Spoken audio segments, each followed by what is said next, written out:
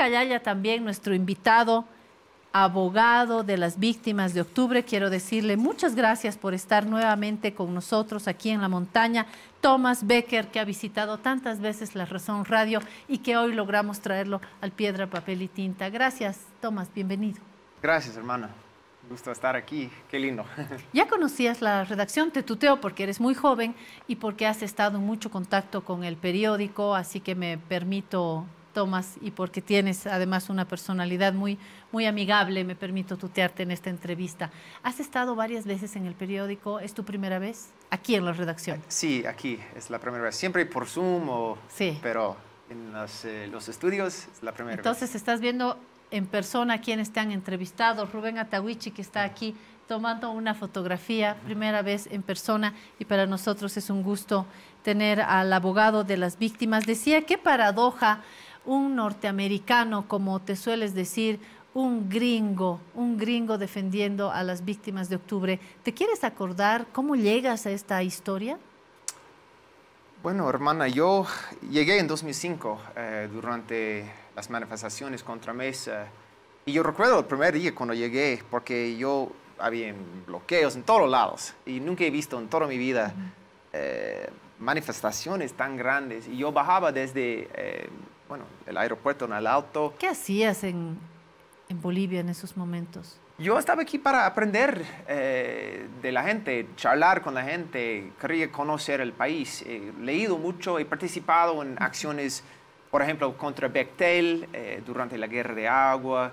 Y siempre he conocido de Bolivia, pero quería conocer a la gente directamente. Y llegué aquí para aprender, ¿no? Practicar mi español, que era muy mal. Todavía tengo mi acento gringo. Está cada vez mejor tu bueno, español. Gracias.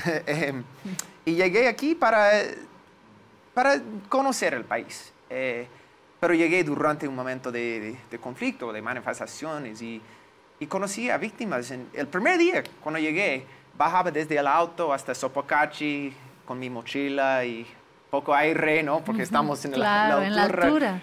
Mucho gas lacrimógeno. Y la persona me explicaba, bueno, me dijo que estaba con una persona que pasaba. ¿Ya eras abogado, Tomás? No, yo iba a comenzar universidad. Todavía más joven de lo que Sí, más joven, sí, hace casi 20 años. Claro, 20 años exactamente. Sí, y me explicaba, aquí en Bolivia tenemos casi un acuerdo entre los gobiernos y los movimientos sociales, porque históricamente los indígenas, los pobres no han participado, entonces siempre vamos a las calles. Y generalmente el gobierno, hay reacciones, pero no. Hay una excepción en 2003 que fue el momento más violento que ha visto esta persona, y varias personas me dijeron esto. Y me explicaba cómo Goni escapó a los Estados Unidos. Y para mí fue una vergüenza que los gringos están protegiendo a una persona que mató a la gente.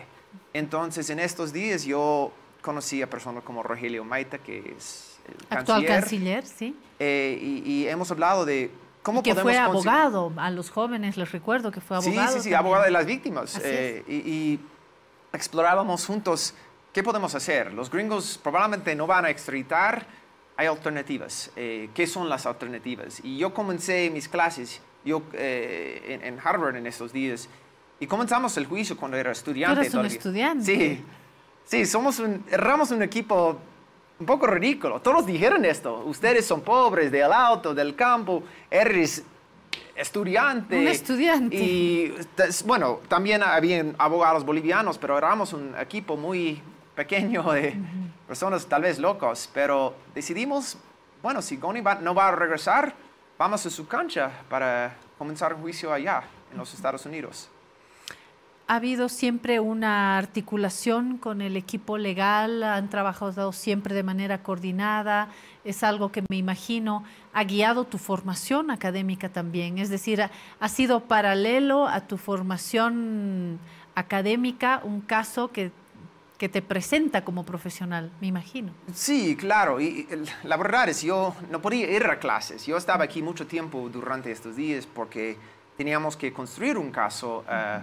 Y yo hablé con el director del programa de Harvard, me dijo, si puedes presentar un caso en un año, vamos a participar con ustedes. Entonces, yo llegué aquí diciendo a todos mis amigos que estaba estudiando español, pero no estudiaba, pensaba que su español es horrible, ¿por qué no estás mejorando? Pero nosotros construimos el caso, especialmente como con Rogelio, otros abogados bolivianos que conocen Bolivia muy bien, y construimos este caso. Y no fui a mis clases, pero bueno, fui a clases, pero no mucho, porque estaba aquí. Estabas haciendo a medias, ¿verdad? Sí, entre la formación y el primer caso.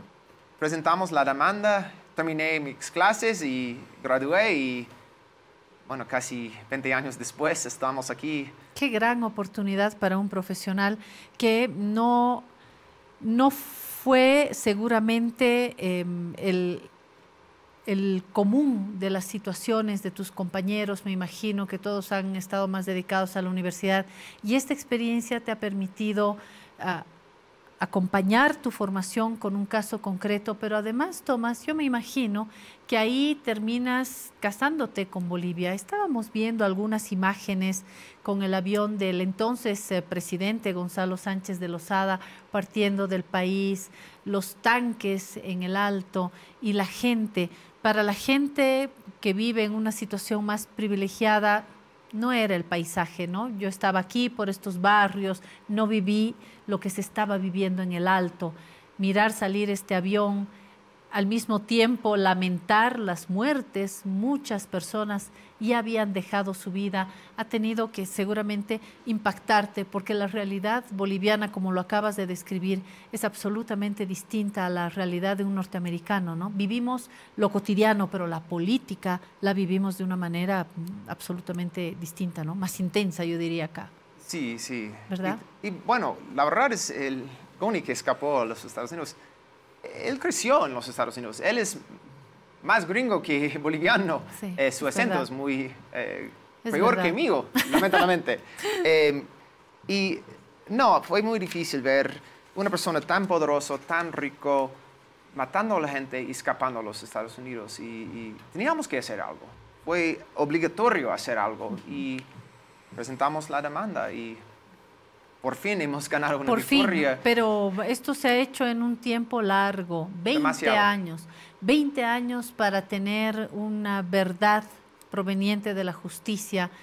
¿No te desanimó en algún momento? ¿Hubo en algunos periodos de este lapso seguramente desánimo en los abogados, por supuesto, pero en las víctimas, en personas que vieron a su niño morir, o a la esposa o al esposo, y ver que pasan los años y no pasa nada? Sí y no. Por un lado, sí, ha sido muy difícil después de tantos años. Si pueden imaginar, no pueden cerrar sus heridas, ¿no? Tiene que mantener este dolor para avanzar con el juicio, porque tiene que declarar sobre lo que pasó. No es que puede avanzar con otro camino en su vida. Entonces, han aceptado esta responsabilidad y ha sido muy difícil, especialmente después de tantos años. Pero siempre, siempre, siempre los familiares han dicho, necesitamos justicia. Entonces vamos a luchar hasta el último momento. Y todavía falta la extradición. Goni y Sánchez Procín tienen que estar aquí para ser procesado aquí. Entonces hemos terminado esta etapa muy importante. ¿Qué es esta etapa? Volvamos a decirla, y por qué es importante esta etapa. Ya hay una sentencia, ¿verdad? Sí, hay un veredicto muy claro que dice que son responsables de ejecuciones extrajudiciales. Esto fue decidido en 2018 de un jurado de 10 miembros de la comunidad gringa. Unánimemente, ellos dijeron que son responsables. Los últimos años hemos tenido varias apelaciones, y hace un par de semanas hemos terminado todo con un acuerdo que aquí es muy raro. En los Estados Unidos es muy común. La mayoría de los casos terminan así. Los dos lados han decidido, van a terminar con sus apelaciones, con los caminos que existen, y la única cosa que queda es el veredicto. Así es. Entonces, Que fue mal interpretado, porque en su momento, mal interpretado por la manera como se anunció en determinados medios de comunicación, porque he visto algunos titulares, Tomás, que decían, llegaron a un acuerdo, como que está pasando plata, ¿no es cierto? Como que han llegado a un acuerdo para que los acusados den dinero, las víctimas reciban dinero y ya nadie haga nada. Y aquí, entre líneas, se podía leer que como que habían renunciado a la justicia por plata. Había otro titular que decía, conozca cómo se van a repartir el dinero, como si esto fuera un asunto de dinero, y tú lo explicaste muy bien en su momento, no tenía que ver con un acuerdo por dinero, tenía que ver con un proceso que había llegado al final de las apelaciones, un proceso en el que una parte aceptaba finalmente y tenía que pagar, tenía que de alguna manera, como una sentencia, ¿no es cierto? De alguna manera su acción tenía que ser sancionada y esto no es lo mismo que llegar a un acuerdo por plata como se quiso dejar entender. Sí, he leído esto. ¿Leíste? Y simplemente no es verdad. Primero quiero mencionar que solamente en los Estados Unidos la única opción fue un caso civil. Entonces hemos ido en este camino porque no había la posibilidad de un caso penal o caso criminal. Entonces no es que las víctimas querían plata, lo que querían es un veredicto para mandar un mensaje muy fuerte que nadie puede matar a su propia gente. Y hemos hecho esto. O sea que se escogió el camino que la justicia norteamericana permitía en estos casos. La única opción, sí, que permite. No hay la opción de un caso criminal en los Estados Unidos por hechos que pasaron aquí, ¿no? Generalmente los países no tienen jurisdicción en acciones en otros países. Nosotros tenemos una excepción para los delitos más altos en el mundo, como ejecuciones extrajudiciales, pero solamente para casos civiles. Entonces hemos tomado este camino y no es que hemos negociado porque queríamos plata. Lo que queríamos es el veredicto y hemos logrado este veredicto que puede servir una precedente en mi país, aquí y en el mundo. Porque lamentablemente los gringos tienen una historia de permitir personas como Goni, como Sánchez Prosein, que maten a su gente y escapan a los Estados Unidos y usan los Estados Unidos como refugio. ¿A qué atribuyes esto? Hay varios ejemplos de generales, especialmente durante las 80s, 90s. Con las dictaduras. Sí. Y ahora la puerta está cerrando. Y lo que me encanta esto es que es el pueblo boliviano que hizo esto. El país que supuestamente más pobre en Sudamérica, de la comunidad muy pobre, no los campesinos, la gente de alto. Los de abajo, ¿no? Sí. Y estas personas que supuestamente no tienen poder, según las élites, han hecho algo absolutamente histórico y cambiaron mi país y esta cultura de impunidad que tenemos en nuestro país y esta comunidad que ha protegido a personas que matan a su gente. Y los bolivianos hicieron esto.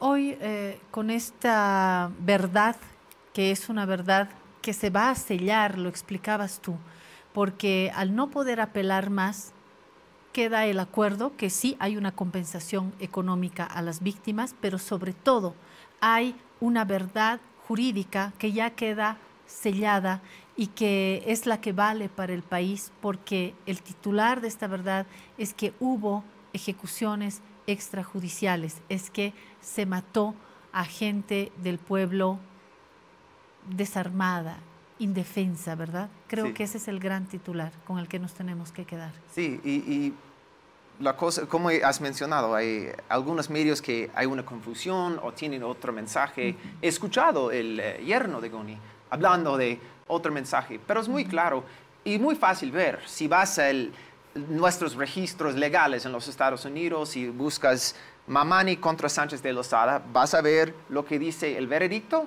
que son responsables de ejecuciones extrajudiciales. Esta va a ser el veredicto hoy, mañana, en 20 años, en 100 años. Nadie puede cambiar esto. Entonces, el veredicto es el veredicto y no hay otro camino, no hay otra apelación. Esto es el veredicto histórico en los Estados Unidos, que ojalá manda un mensaje al mundo que nadie puede matar a su gente. Y queda la otra parte de la que nos hablabas, Tomás, que es lo que queda respecto de la llegada, esperemos en algún momento, del expresidente Gonzalo Sánchez de Lozada. ¿A qué corresponde esta segunda parte? Le pregunto al abogado, ¿cómo se lee esta otra parte? ¿Qué falta? Para la extradición, voluntad de los gringos, lamentablemente. Bueno, el gobierno mandó un exhorto suplicatorio hace más que una década y los gringos no han respondido. Es una vergüenza He hablado con personas en los Estados Unidos sobre esto. Es muy raro, no pasa. Generalmente, por lo menos van a responder, decir no, pero no han respondido.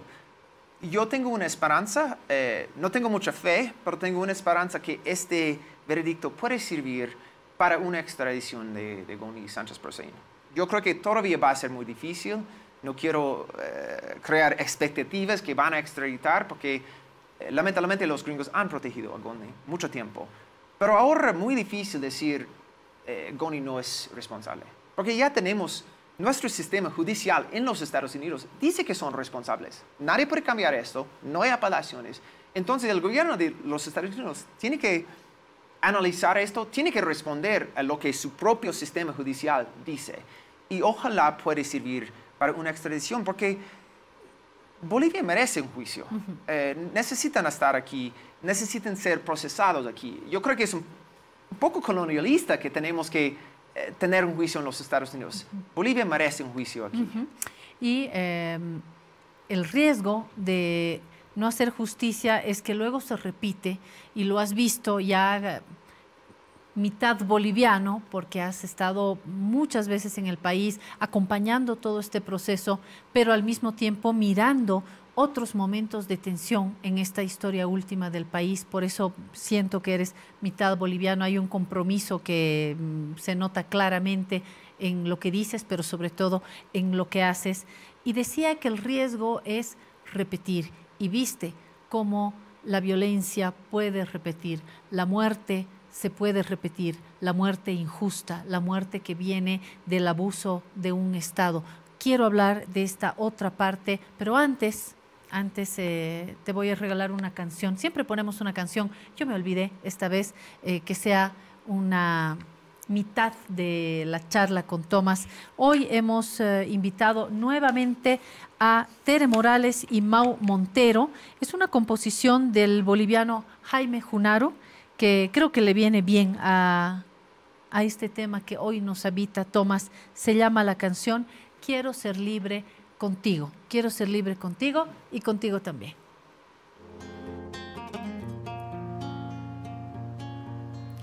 No quiero sin tu mano caminar por la vida sin razón.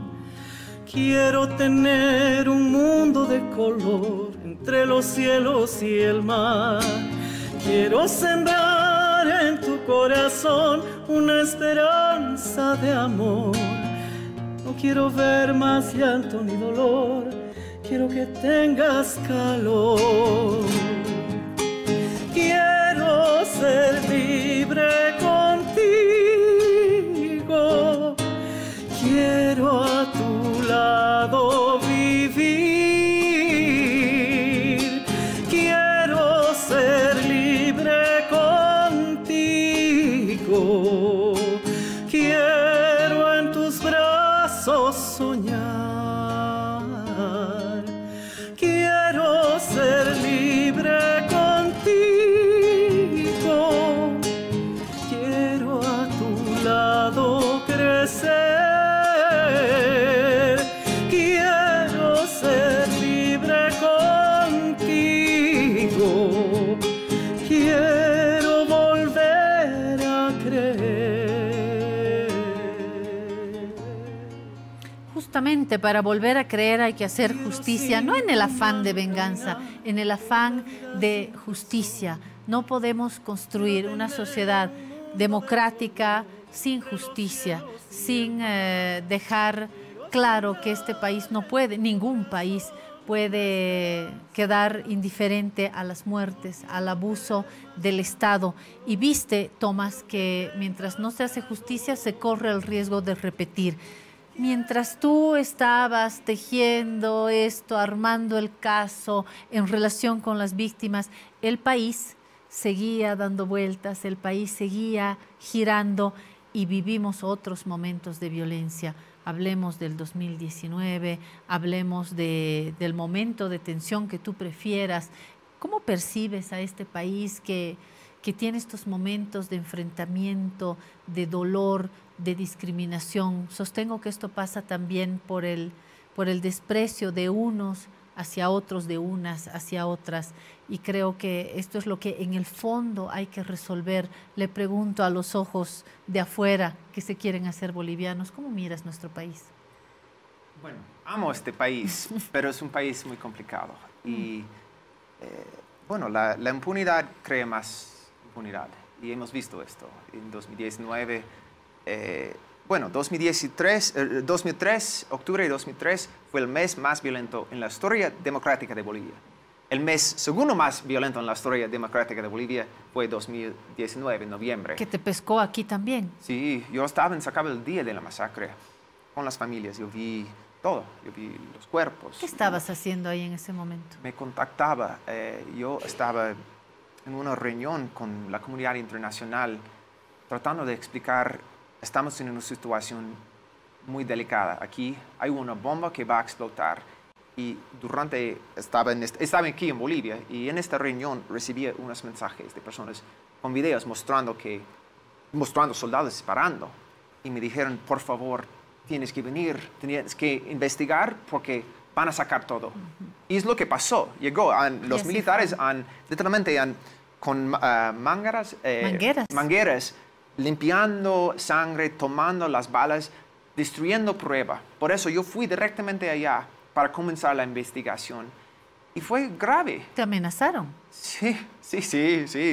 También, bueno, como he dicho, o tú has dicho, la historia repite muchas veces. Y yo fui literalmente a las mismas casas en Zancata, donde estaba en 2003, 2005, 2007, 2008, conociendo el caso. Literalmente tenía que tocar las mismas puertas, porque repitió en Zancata la misma cosa. Y lamentablemente para las víctimas no han recibido ninguna forma de justicia todavía. Y yo creo que es porque este caso, ojalá, es tan importante y puede servir como un mapa. Si no hay justicia aquí en Bolivia, hay otras opciones internacionales. Necesitan juicios aquí en Bolivia, como he dicho, sobre Goni, pero también sobre Sacaba, Zancata. Si no, va a repetir. Hemos visto esto. Y quiero mencionar algo muy importante, porque a veces hablamos de estos temas en formas aislados, ¿no? Como 2003 pasó o 2019 pasó. Pero es el mismo racismo, el mismo abuso de poder y los mismos actores. Tenemos que recordar que hay miembros del gobierno de Áñez que fueron parte del gobierno de Gonzalo Sánchez de Lozada, especialmente los que trabajaban en la comunidad internacional. Estoy hablando de Jaime Aparicio, que era embajador de Goni en los Estados Unidos durante 2003. Era testigo en el caso en los Estados Unidos de Goni y de Sánchez Berzaín, apoyando a los dos. Y también era embajador en los Estados Unidos frente a la OEA de Áñez. Entonces, él repitió el mismo discurso. Como que están del mismo lado. Sí, no, los mismos actores repitiendo el mismo pretexto. En Zancata iba a explotar la planta. Hemos escuchado esto en 2003. Sí, terroristas. Eran terroristas. Igual. Literalmente, solamente tienes que borrar 2003 y poner 2019. Y podemos ir más atrás, que tú tal vez no habías nacido o estabas muy pequeño a los tiempos de la dictadura, cuando, por ejemplo, los mártires de la calle Harrington, que eran militantes del entonces Movimiento de Izquierda Revolucionario, el MIR, fueron asesinados en la calle Harrington. Y conoces a algunas de las viudas, a Ruth Llanos, por ejemplo, que perdió su pareja, a Ricardo Navarro, en esa casa. Y cuando los asesinan, luego juntan los cuerpos y les ponen ametralladoras lado a lado y titulaban en la prensa terroristas y que habían muerto en combate, algo que ya lo determinó la historia que no fue cierto. Entonces son los terroristas que lucharon contra las dictaduras, los terroristas que querían proteger plantas de gas acá, o los terroristas que estaban defendiendo sus ideas, sus principios en el alto, terroristas que también estaban en el 2019. Es como un relato que vuelve a repetirse y que nos entrampa, ¿no? Nos entrampa como país, porque al final somos todos bolivianos y dueños y dueñas de este país, ¿no? Y quiero añadir algo, porque otros terroristas, como los medios de comunicación, los periodistas, los que trabajan en derechos humanos. Si recuerdan, Murillo tenía su lista de terroristas. Si recuerdan, en 2019 también la ministra de Comunicación dijo que tenemos una lista de... Roxana Lizárraga. Sí, Lizárraga, de periodistas sediciosos. Así es. Entonces, usan las mismas palabras. No es muy diferente. Lo que hemos visto en las dictaduras pasaron en 2003, pasaron en 2019. Y yo recuerdo varias personas me dijeron esto en 2019, pero hicimos una investigación en la clínica de Harvard y la Red Universitaria de Derechos Humanos, investigando los abusos. Y hablé con varias personas que sobrevivieron las dictaduras, incluso una persona que perdió su esposo. Y me dijo, yo tengo más miedo ahora en 2019 que en las dictaduras, porque por lo menos en las dictaduras la comunidad internacional sabía que, bueno, es dictadura, ¿no? Entendemos qué tipo de gobierno es. Pero en 2019 había otra narrativa en la comunidad internacional. Esto es un gobierno legítimo que ha tomado poder en una forma legítima, ha sobrevivido o ha salvado la población de la dictadura de Evo Morales, etc. Entonces, aquí en las calles, especialmente en las calles para las comunidades humildes, las señoras de poder, hubo terror, ¿no? Había terror. Pero en los periódicos en el norte dicen que es democracia, no hubo masacre, no hubo golpe. Eventualmente cambió esta narrativa, pero al principio había otra versión de lo que pasaba. Y esto fue muy peligroso. Y bueno, para la mujer con quien hablé, me dijo más peligroso que las dictaduras, porque tenían una forma de protección, porque tenía otra cara, ¿no? Qué paradoja. Podemos ser más indefensos en algunos momentos que durante la dictadura. Qué paradoja. Un abogado norteamericano defendiendo a víctimas que fueron agredidas y cuyos derechos fueron violados el 2003. ¿Qué estrella tendrá Thomas que aparece el 2003? Cae en este momento el 2003. Cae el 2019 justo donde se está viviendo violencia. Y para terminar, cae, le cuento el chisme, en la casa del Che Guevara. ¿Nos cuentas eso para terminar? Sí. ¿Cómo fuiste a parar a la casa del Che Guevara? Aquí en La Paz, en Sopocatépetl. Sí, bueno, por coincidencia nomás. Vivía allá y el dueño de la casa me dijo, lo siento, que habían documentalistas en la casa, pero Che vivía aquí, quería hacer su documental. Yo, Che, ¿como Che Guevara? Y me dijo, sí, Che Guevara vivía aquí. Entonces, por coincidencia, he vivido en la casa. Una casa embrujada, donde estuvo el Che y ahora está este norteamericano con quien ha sido un verdadero placer conversar y recibirte en el país. Eres parte de nuestra historia. Gracias, Thomas. No, gracias a ustedes por permitirme participar en esta lucha tan importante.